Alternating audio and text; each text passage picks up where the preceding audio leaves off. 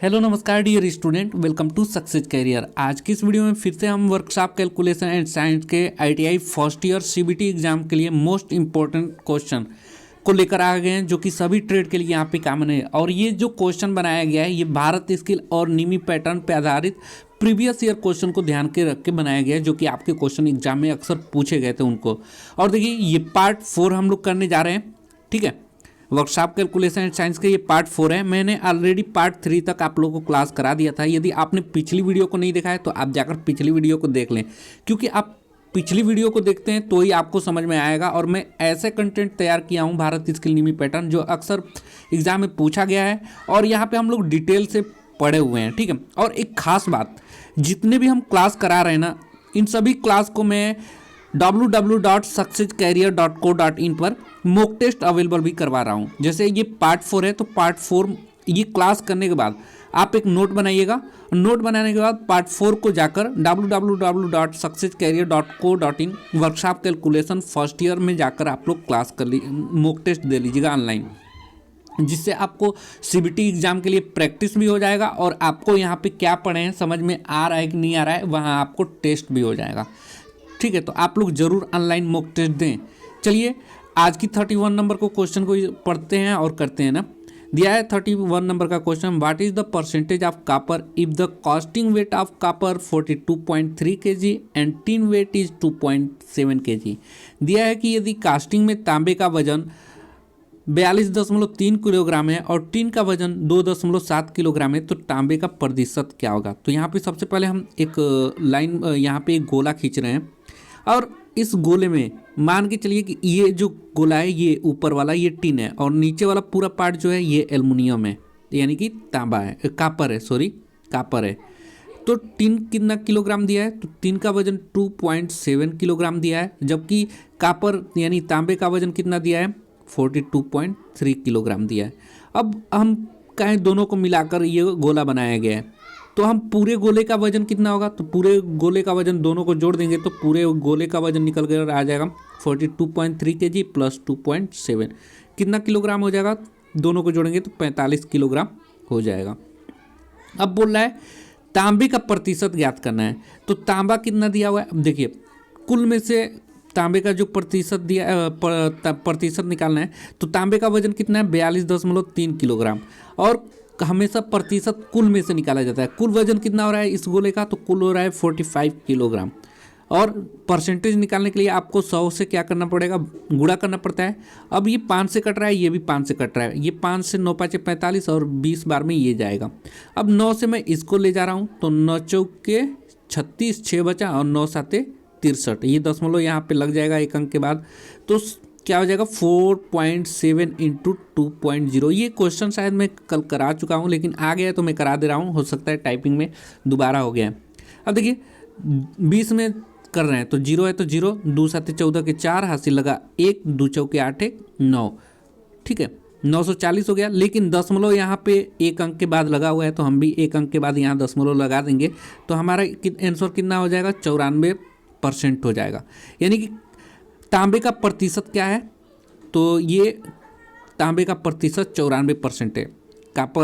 Copper means तांबे का प्रतिशत कितना है 94%। चलिए आगे का क्वेश्चन करते हैं। देखिए आगे का क्वेश्चन आप लोग कर लेंगे, बिल्कुल आप लोग सारे क्वेश्चन करेंगे, एग्जाम में एक क्वेश्चन नहीं छोड़ के आएंगे, क्योंकि मैं ऐसे तरीके से आप लोगों को पढ़ा रहा हूँ ना। यदि मैं ये मान के चल रहा हूँ कि आपने आईटीआई में क्लास नहीं किया है और आप जीरो से बिल्कुल पढ़ाई कर रहे हैं ना, तो चलिए यहाँ पे देखिए दिया है which property of material enable to formation of permanent deformation without fracture. धातु का कौन सा गुण बिना फ्रैक्चर किए अस्थायी विरूपण के रूप में सक्षम होता है। अब यहाँ विरूपण क्या होता है मैं ये भी समझाऊंगा, फ्रैक्चर क्या है, फ्रैक्चर में टूटना होता है। धातु क्या होता है, कितने प्रकार का होता है, धातु के गुण कौन कौन से होते हैं ये भी मैं बताऊँगा। चलिए सबसे पहले विरूपण आप लोग समझ लीजिए। विरूपण क्या होता है, जैसे कोई छड़ है और इस छड़ पे मैंने फोर्स लगाया, कोई एफ बल से लगाया, और ये छड़ कोई कुछ टेढ़ा हो गया इस प्रकार, तो ये किस लिए होगा, क्योंकि इसमें हमने बल लगाया, बल के कारण ये टेढ़ा हुआ है, इसी को विरूपण कहते हैं। यानी कि किसी पदार्थ पर हम लोग जब बल लगाते हैं तो वो क्या होता है विरूपित हो जाता है, यानी कि विरूपण का मतलब है आकार में परिवर्तन हो जाता है, ठीक है। अब इतना समझ में आ गया ना, तो विरूपण का मतलब क्या हो जाएगा, आकाश में परिवर्तन, आकार में परिवर्तन। जैसे हम आटा गूंथते हैं तो आटे का आकार में परिवर्तन हो जाता है, वही विरूपण कहलाता है। अब देखिए इस क्वेश्चन को करने से पहले ना मैं सोच रहा हूँ आप लोग को पूरी डिटेल बता दूँ कि आपको धातु का कौन सा गुण फ्रैक्चर के अस्थायी विरूपण के गठन में सक्षम होता है। तो आप इलास्टिसिटी नहीं जान रहे होंगे, प्लास्टिसिटी क्या होता है ये नहीं जान रहे हैं, डक्टिलिटी नहीं जान रहे हैं, ब्रिटलनेस नहीं जान रहे हैं। तो सबसे पहले हम इसके बारे में बता रहे हैं, क्योंकि मैं जान रहा हूँ, मैं इतना मानकर चल रहा हूँ कि आपको मैं जीरो से पढ़ा रहा हूँ और आपको कुछ भी नहीं पता है। इस वजह से ये क्लास बहुत बेस्ट होने वाली है। और ITI में आप कितना पढ़ते हैं, कितना पढ़ाया जाता है मुझे पता है। इस वजह से ये क्लास को ऐसे स्टैंडर्ड तरीके से तैयार किया गया है कि आपने क्लास नहीं भी किया होगा तो आपको समझ में आएगा। इस क्वेश्चन को करने से पहले हम सारी चीज़ें पहले डिटेल से समझ लेते हैं, फिर क्वेश्चन को करेंगे। देखिए सबसे पहले आता है इलास्टिसिटी। होता क्या है इलास्टिसिटी, ठीक है। तो इलास्टिसिटी वह पदार्थ का गुण होता है जिसके कारण उस पर बाह्य बल लगाने पर उसमें विकृति यानी कि डिफॉर्मेशन आता है, परंतु बल हटाने पर वह अपनी मूल स्थिति में आ जाता है। शायद आपको समझ में नहीं आया होगा प्रत्यास्थता या इलास्टिसिटी। चलिए अब इसको हम समझाते हैं। बोल रहा है डिफॉर्मेशन, डिफॉर्मेशन मीन्स आकार में परिवर्तन, सिंपल भाषा में समझिए। तो अब समझिए प्रत्यास्थता या इलास्टिसिटी किसको कहते हैं। ये कोई धातु का छड़ है, बिल्कुल सीधा है, और इसमें मैंने फोर्स लगाया, F बल लगाया, और तो ये क्या हो गया, धातु का छड़ ये कुछ इस प्रकार टेढ़ा हो गया। क्या हो गया, टेढ़ा हो गया। एक मिनट मैं इसको टेढ़ा कर दूं। ये जो छड़ है कुछ इस प्रकार टेढ़ा हो गया ना, ठीक है। और जैसे ही देखिए, जैसे ही हमने बल को हटा लिया, ये बल मैं जैसे ही हटा लूँगा तो हमारा जो छड़ है ये कैसा हो जाएगा, फिर से अपने मूल अवस्था में आ जाएगा। छड़ टेढ़ा हो गया, बल को हटाते ही ये फिर अपने मूल अवस्था में आ जाएगा, तो इसी को इलास्टिसिटी कहते हैं। यानी कि हमने बल तो लगाया था, लेकिन जैसे ही बल को हटाया तो वो अपने जहाँ पे था वहाँ पे फिर आ गया, उसी को इलास्टिसिटी कहते हैं। मुझे उम्मीद है इलास्टिसिटी यानी कि प्रत्यास्थता आपको समझ में आ गया होगा। अब समझते हैं प्लास्टिसिटी यानी कि सुघट्यता। तो देखिए जस्ट इसके अपोजिट होता है। इलास्टिसिटी में क्या होता है कि हमने जब बल लगाया किसी छड़ पे या किसी पदार्थ पे, ठीक है, और वो बल हटाते ही वो अपने अवस्था में आ गया। लेकिन प्लास्टिसिटी जस्ट इलास्टिसिटी के उल्टा होता है। जैसे ही मैंने बल लगाया और बल लगाने के बाद हमारा जो छड़ है, धातु का कोई पार्ट है, वो क्या हो गया, अपने अवस्था में, मूल अवस्था में लौट कर नहीं आ रहा है। एक बार बल लगाया तो वो टेढ़ा कर दिया, टेढ़ा करने के बाद वो टेढ़ा का टेढ़ा ही रह गया, तो उसे बोलते हैं हम लोग प्लास्टिसिटी यानी कि सुघट्यता, ठीक है। इसमें विरूपण की व्याख्या करती है। विरूपण मतलब आकार में परिवर्तन हो जाता है। प्लास्टिसिटी में क्या होता है, आकार जैसा दे दिया वैसे ही कि वैसा ही रहेगा। आकार का विरोध करेगा यानी कि कुछ समय के लिए होगा, फिर वापस लौट के अपनी जगह पे आ जाएगा, तो इलास्टिसिटी यानी कि प्रत्यास्थता। अब डक्टिलिटी क्या होता है, तन्यता क्या होती है, ठीक है। उसके बाद हम लोग पढ़ेंगे यहाँ पे भंगुरता क्या होती है। तो डक्टिलिटी समझिए यहाँ पे तन्यता, किसी ठोस पदार्थ को खींचकर तार में बदलने की क्रिया को तन्यता कहते हैं। इसी के गुण के कारण तार बनाए जाते हैं। याद रखिएगा, डक्टिलिटी की वजह से, तन्यता की वजह से ही तार बनाया जाता है। जैसे आपको पता है जो मार्केट में तार है, अगर पदार्थ डक्टाइल नहीं होगा यानी कि उसे पदार्थ बनाने का गुण नहीं होगा तो वो हम लोग तार नहीं प्राप्त कर पाएंगे। अब इसी की अपोजिट भंगुरता होती है। भंगुरता क्या है कि कोई पदार्थ है ना, इस पर हम लोग बल लगाएंगे, फोर्स लगाएंगे इस पर, तो ये टूट जाएगा, ठीक है। जैसे कांच का टुकड़ा होता है, ग्रेफाइट होता है, कोयला होता है आदि, ये सभी क्या होते हैं, इस पर हम लोग बल लगाएंगे कोयले पे तो क्या होता है, बिल्कुल छोटे छोटे पार्ट में टूट जाता है। उसी को हम लोग बोलते हैं भंगुरता। तो ये चार चीज़ें आप लोग को समझ में आ गया। तो अब ये अब क्वेश्चन पढ़ेंगे तो आप आंसर दे लेंगे, लेकिन कुछ और भी ज़्यादा चीज़ें जानते हैं। अभी यहाँ पे धातु का गुण, तो ये सभी धातु के क्या हैं, गुण है। प्रत्यास्थता, सुघट्यता यानी प्लास्टिसिटी, तन्यता यानी कि डक्टिलिटी, आघातवर्धनीयता, कठोरता, भंगुरता, ये सभी क्या है, ये सभी पदार्थ के गुण या धातु के गुण भी बोल सकते हैं।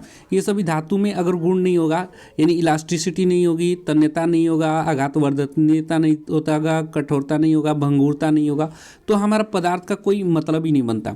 अब देखिए कुछ चीज़ें जो इनके अलावा हैं वो भी देख लेते हैं। जैसे आघातवर्धनीयता क्या होता है, तो किसी पदार्थ को बिना टूटे उसे आकार में परिवर्तन करने की क्रिया को आघातवर्धनीयता कहते हैं। तो अब इसको समझने के लिए मान लीजिए कि ये कोई लोहा का पदार्थ है, ठीक है, और इसको पीट कर ब्लैक स्मिथी वाले ने इसको कोई आकार दे दीजिए। मान लीजिए कि हथौड़ा ही बना दिया। क्या बना दिया, हथौड़ा ही बना दिया, कुछ इस प्रकार हथौड़ा बना दिया। यहाँ पे ये क्या हो गया, हथौड़ा बना दिया।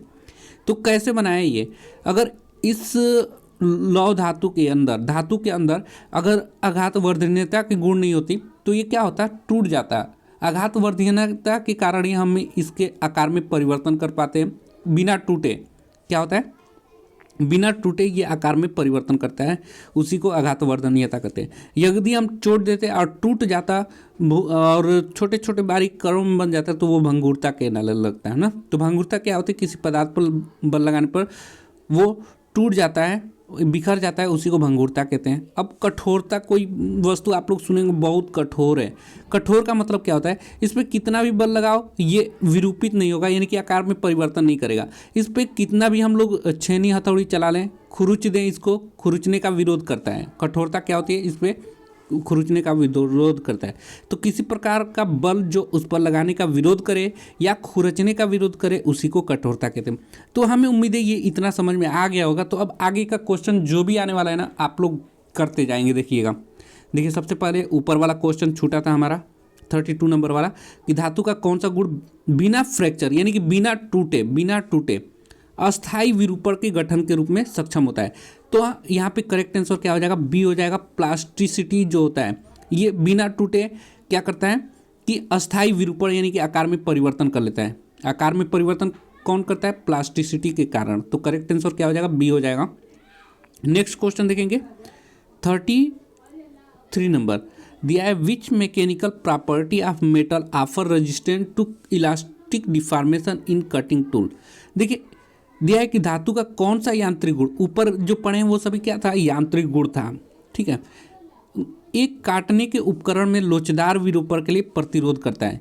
तो लोचदार जो है उसका प्रतिरोध, यानी लोचदार का मतलब लचीला जो होता है, जैसे अभी मैं छड़ बनाया और इस पर कितना भी फोर्स लगा लूँ और ये लोच न करे, यानी कि ये विरूपण न हो, आकार में परिवर्तन का विरोध करे, विरूपण का विरोध करे, तो उसे क्या कहते हैं, अभी पढ़े हैं ना ऊपर, हार्डनेस, कठोरता। इसमें खुरचने का भी, बल लगाने पे बल में आकृति में परिवर्तन नहीं करेगा, उसी को क्या बोलते हैं, कठोरता कहते हैं। अगला क्वेश्चन, आघात वर्धनीयता, तन्यता, ये सभी आपने समझ लिया था। चलिए आगे का क्वेश्चन देखेंगे, विच इज ब्रिटल मेटल। अभी मैं बताया हूँ ब्रिटल का मतलब होता है भंगूर, और मेटल यहाँ पे पूछा है, तो भंगूर धातु कौन सी है पूछा है, इनमें से भंगूर धातु। तो भंगूर का मतलब क्या है कि जिस पे हम लोग बल लगाएं तो वो क्या हो जाए, कोई है इस पे हम लोग बल लगाते हैं, हथौड़े से मारेंगे तो छोटे छोटे पार्ट में टूट जाएगा, उसी को भंगूर। तो ये धातु ऐसी धातु बता रहे हैं आपको जो ब्रिटल हो, ठीक है। तो याद रखिएगा कास्ट आयरन जो होता है ये ब्रिटल मेटल होता है। कास्ट आयरन जो होता है ये क्या होता है, ब्रिटल मेटल होता है। बाकी स्टील, माइल्ड स्टील, ओलाय स्टील, ये सभी भंगूर नहीं होती हैं, ये डक्टाइल होती हैं। इसको पीट कर हम लोग आकार में परिवर्तन कर सकते हैं, ठीक है। लेकिन कास्ट आयरन जो होता है ना, जो आप लोग वर्कशॉप में देखे होंगे, ज़्यादातर मशीनें वर्कशॉप में कास्ट आयरन की बनी होती हैं, तो ये भंगूर होती हैं। इस पर जल्दी चोट नहीं दिया जाता है, यदि चोट दिया जाए तो वो मशीन टूट जाती है। इसी वजह से बोला जाता है कि उस पर चोट न दीजिए, क्यों, क्योंकि वो कास्ट आयरन का बना होता है। अगला क्वेश्चन देखेंगे 35 नंबर, ठीक है। उम्मीद करता हूँ ये वीडियो आप लोगों को समझ में आ रहा होगा, तो एक लाइक कर दीजिएगा अभी तक नहीं किए होंगे तो, और चैनल पे पहली बार होंगे तो चैनल को सब्सक्राइब कर लीजिएगा। चलिए 35 नंबर का क्वेश्चन करते हैं। दिया है, which one of the following property is the mechanical property of metal. अब यहाँ पे मैकेनिकल प्रॉपर्टी यानी कि इसे ही बोलते हैं यांत्रिक गुण। यांत्रिक गुण जैसे आपने डक्टिलिटी पढ़ा था, उसके बाद तन्यता पढ़ा था, आघात वर्धनीयता पढ़ा था, भंगुरता पढ़ा था, आदि जो भी चीज़ें पढ़े थे ना ऊपर 6-7 चीज़ें मैं बताया था, वो सभी क्या है, हार्डनेस बताया था, कठोरता, ये सभी मैकेनिकल प्रॉपर्टी हैं, यानी कि यांत्रिक गुण हैं। तो अब चलिए क्वेश्चन को देखिए, यहाँ पे आप लोग समझ जाएंगे पढ़ते। निम्नलिखित में से कौन सा गुणधर्म धातु का यांत्रिक गुण है। धातु का यांत्रिक गुण क्या हो जाएगा, डक्टिलिटी हो, अपने तन्यता पढ़ा था, यानी कि कोई भी पदार्थ को खींचकर तार में बदलने की क्रिया कोई क्या कहते हैं, तन्यता कहते हैं। ये एक मैकेनिकल गुण है, ठीक है, ये क्या है, मैकेनिकल गुण है। बाकी स्ट्रक्चर जो है, स्ट्रक्चर कोई पदार्थ जैसे बना है, वो किस पदार्थ किस कण से मिलकर बना है, ये एक क्या हो जाएगा, फिजिकल प्रॉपर्टी हो जाएगा, यानी भौतिक गुण होगा। ये पदार्थ किस धातु का बना है, ठीक है, किसका कण मिलकर बना है ये। उसके बाद कोरोजन जो है, कोरोजन, फ्यूजिबिलिटी, ये सभी क्या है, फ्यूजिबिलिटी, ये संक्षारण का है। संक्षारण मतलब धातु अपने आप रासायनिक क्रिया करके ख़त्म होने लगता है, जंग लगने लगता है, उसी को संक्षारक कहते हैं। तो ये मैकेनिकल प्रॉपर्टी नहीं है। स्ट्रक्चर मैंने बता दिया। फिजिबिलिटी यानी कि गलनीयता, यानी कि ये भी एक क्या है, भौतिक गुण है।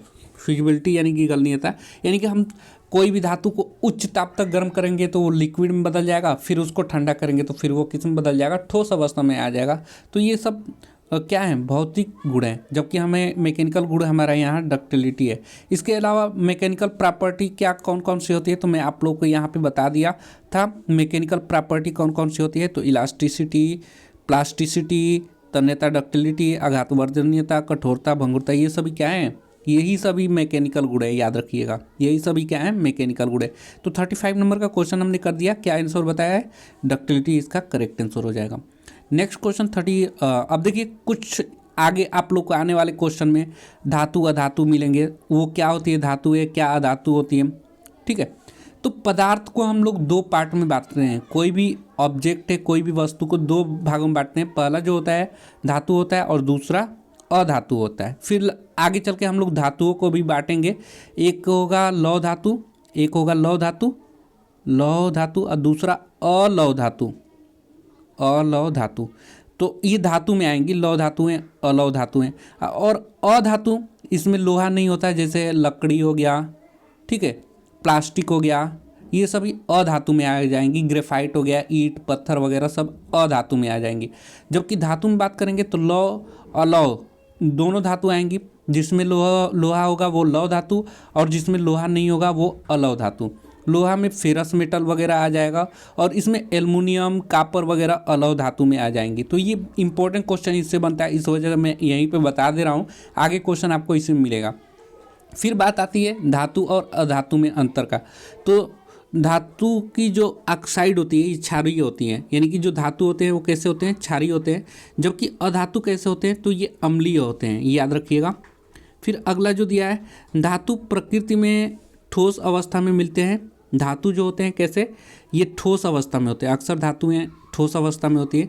जबकि अधातु ठोस अवस्था, द्रव अवस्था और गैस अवस्था। अधातु जैसे कि ठोस अवस्था में लकड़ी, द्रव अवस्था में पानी, और गैस अवस्था में कोई भी गैस, हाइड्रोजन वगैरह, ये सभी क्या है, ठीक है। और धातु अक्सर ठोस अवस्था में। एक अपवाद होता है कि धातु जो है मरकरी, ये एक प्रकार का धातु है, लेकिन ये लिक्विड अवस्था में यही एक है कि जो पाया जाता है।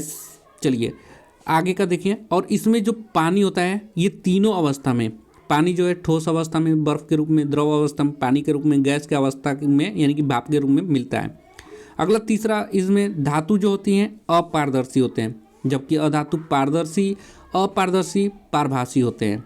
अगला, धातु में ऊष्मा और विद्युत का सुचालक होते हैं, यानी कि इसमें धातु में ऊष्मा और विद्युत को ले जा सकते हैं एक स्थान से। जबकि अधातुएं विद्युत की कुचालक होते हैं, जैसे लकड़ी, प्लास्टिक, ये अधातुएं हैं। और ये क्या होती हैं, अपवाद में ग्रेफाइट जो होता है ये बस विद्युत का चालक होता है, ये याद रखिएगा। अगला पांचवा है, धातुएं आघातवर्धनीयता और तन्यता होती हैं, जबकि अधातु जो होती हैं भंगुर होती हैं, ठीक है। जैसे ग्रेफाइट हो गया, ये क्या होंगी, भंगुर होगा। लकड़ी है, लकड़ी को हम लोग चोट मारकर उसको फाड़ देते हैं, जलाने के लिए फाड़ते हैं ना। और अगला यहाँ पे 6 नंबर का क्वेश्चन देखिएगा, धातुओं के क्वथनांक जो है गलनांक उच्च होता है, यानी कि कोई धातु है उसे गलाने के लिए काफ़ी उच्च ताप पर ले जाने पे ये गलेगा। जबकि अधातुओं का गलनांक क्वथनांक कम होता है। जैसे मान लीजिए कि पानी है, बर्फ़ बना हुआ है, तो उसे थोड़ा भी हम लोग आग जला देंगे तो वो पानी अवस्था में बन जाएगा। थोड़ा भी पानी बन गया है, थोड़ा भी आग लगा देंगे हम लोग तो वो भाप बन जाएगा। तो ये है अगला क्वेश्चन, मतलब अगला पार्ट देखेंगे धातु अधातु में अंतर। जो धातु आपस में मिलकर मिश्र धातु बनाते हैं तथा यह पारे के साथ मिलकर अमलगम बनाते हैं, जबकि अधातु आपस में मिलकर मिश्र धातु नहीं बनाती है। अगला, धातुओं में एक विशेष चमक होती है, ठीक है। धातु में विशेष चमक के होने के कारण चांदी, सोना काफ़ी ज़्यादा महंगा होता है, जबकि अधातुओं में चमक नहीं होती है, ठीक है। सिर्फ अधातु जो है हीरा और ग्रेफाइट, इसमें चमक होती है, ये अपवाद में आता है। चलिए अब क्वेश्चन को करते हैं। हमें उम्मीद है ये क्वेश्चन आप लोग कर ले जाएंगे, जितना मैं बताया हूँ। देखिए बिल्कुल आसानी से करेंगे। दिया है, what is the name of metal which do not contain iron. उस धातु का नाम बताइए जिसमें लोहा नहीं होता। अब लोहा नहीं होगा तो वो कौन सा होगा, अधातु होगा। अधातु, ठीक है। तो यहाँ पे लोहा पाया जा रहा है, लोहा नहीं होगा, ठीक है। तो धातु बोल रहा है, तो उस धातु का नाम बताना है जिसमें लोहा नहीं होगा। तो धातु अभी मैंने ऊपर बताया ना, धातु अभी मैं ऊपर आप लोगों को बता के आ रहा हूँ। धातु कितने प्रकार के होते हैं? 2 प्रकार के होते हैं। एक लौह धातु होता है, लौह धातु, और दूसरा जो होता है अलौह धातु। तो यहाँ पे धातु है लेकिन लोहा नहीं पाया जाता, जिसमें लोहा पाया जाएगा वो लौह धातु, और जिसमें लोहा नहीं पाएगा जाएगा वो अलौह धातु। तो लोहा नहीं है, तो लोहा किस में नहीं है? अलौह धातु में, जिसे नॉन फेरस मेटल कहते हैं। करेक्ट आंसर बी हो जाएगा। अलौह धातु में क्या होता है? लोहा नहीं होता है। बाकी लौह धातु में लोहा होता है। कुचालक धातु जो है इंसुलेटिंग मेटल, इसमें लोहा होता है। नॉन इंसुलेटिंग यानी कि सुचालक धातु है, उसमें भी लोहा होता है। लेकिन नॉन फेरस मेटल अलौह धातुओं में लोहा नहीं होता। अगला क्वेश्चन देखेंगे 37 नंबर। देखिए यहाँ पे लौह धातु अलौह धातु को मैं बता दिया हूँ। वह सभी धातु जिसमें वस्तु मूल धातु रहती है तथा कार्बन की मात्रा भिन्न भिन्न होती है लौह धातु कहलाती हैं। जैसे आयरन, स्टील में लौह धातु हैं। जबकि अलौह धातु क्या है? तो ये इसमें लोहा नहीं पाया जाता है। तात्पर्य से लोहे की मात्रा नहीं पाई जाती। लोहे से मुक्त मिश्र धातु को अलौह तत्व माना जाता है। अलौह धातुओं में चुंबकीय आकर्षण नहीं होते हैं। ठीक है, अलौह धातु यानी कि चुंबक के द्वारा आकर्षित नहीं होते हैं। और अलौह धातु कुछ उदाहरण जैसे कि एल्युमिनियम, तांबा, सीसा, निकल, टाइटेनियम, जिंक आदि है।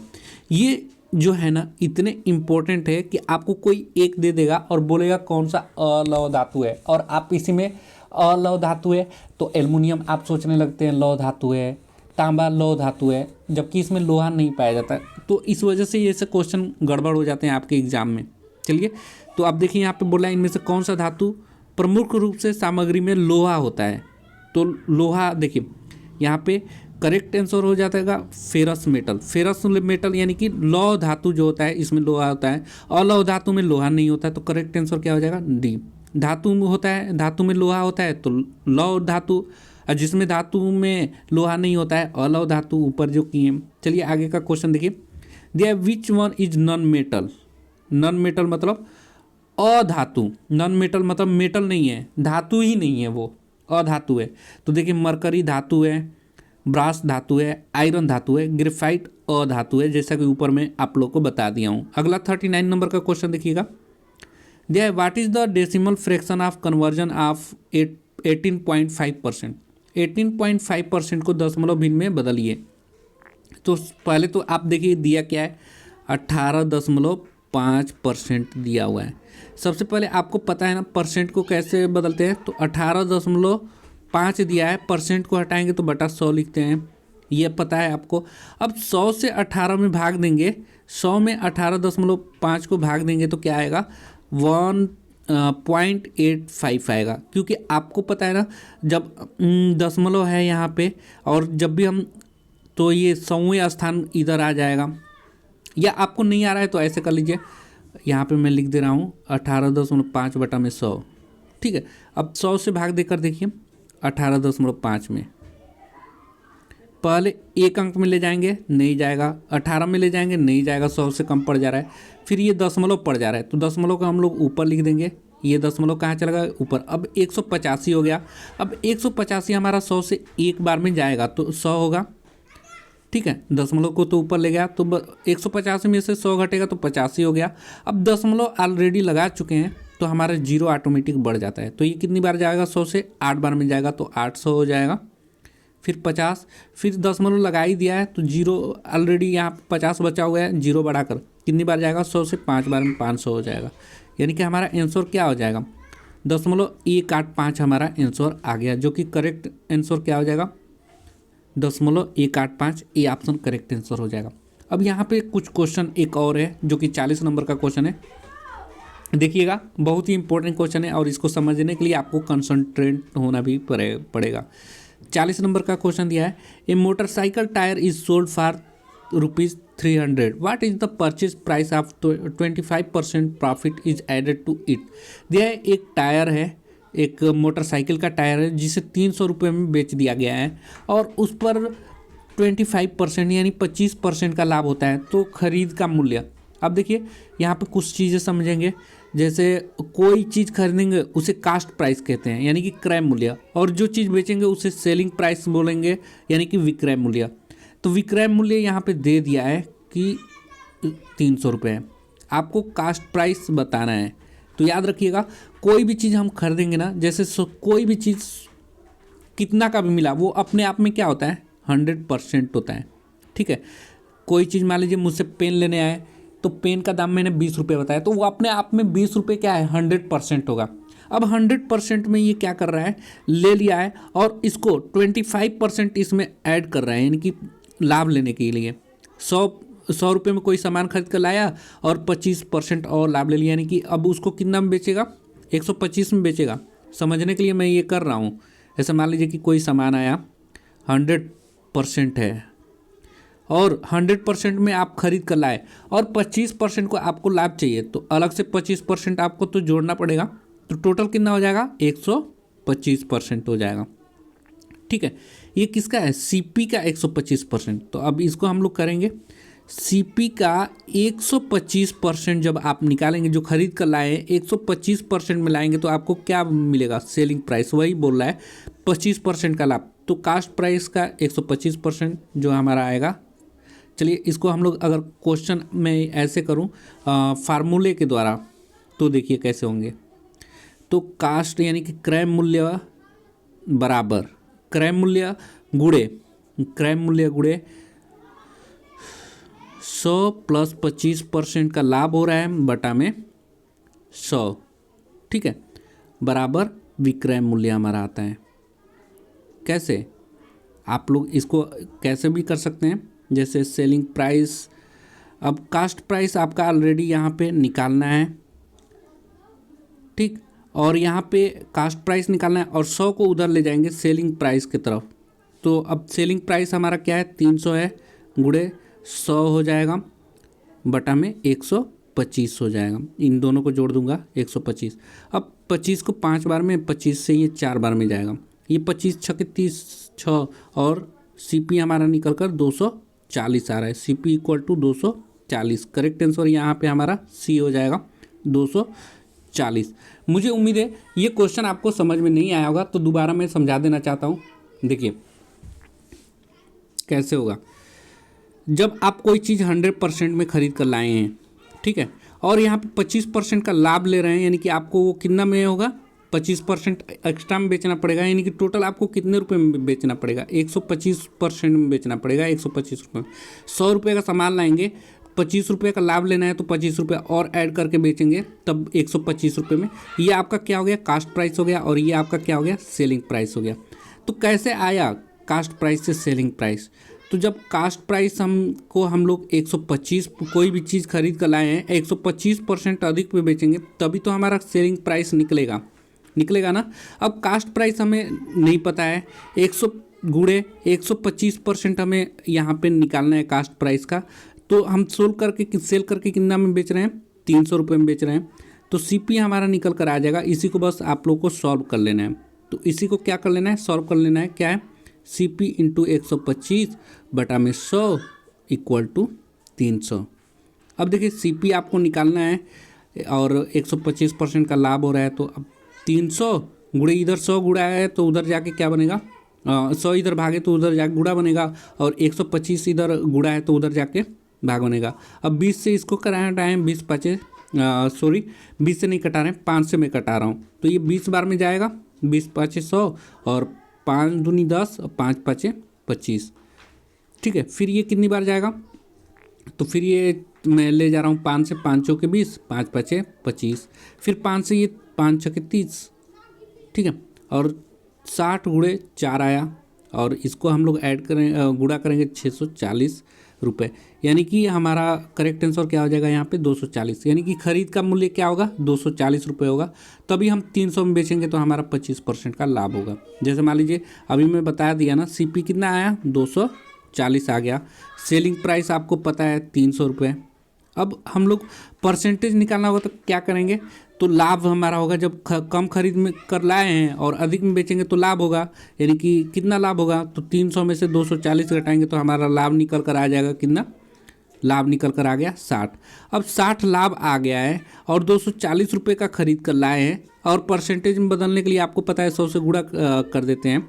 तो अब देखिए 0 से 0 कट गया, 6 कने 6 और 6 चौके 24, 1/4 और 4 से 25 बार में ये 100 कट जाएगा, यानी कि हमारा 25% आ गया। मैं आपको यहाँ पे प्रूव भी करके दिखा दिया। तो 40 क्वेश्चन से आगे, यानी कि वर्कशॉप कैलकुलेशन एंड साइन, जो कि ITI first year CBT exam के लिए इंपॉर्टेंट क्वेश्चन है सभी ट्रेड के लिए। यदि अब आगे का जो पार्ट आएगा हमारा पार्ट 5 आएगा, ठीक है।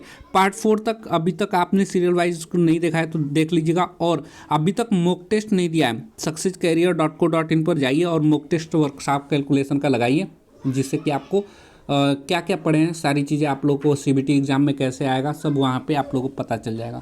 तो आज के लिए वीडियो में इतना ही। वीडियो हेल्पफुल लगेगा तो लाइक कर दीजिएगा और अपने दोस्तों के साथ इस वीडियो को जरूर शेयर करिएगा कि उनको भी हेल्प मिल पाए। आज के लिए वीडियो में इतना ही। Thanks for watching this video guys.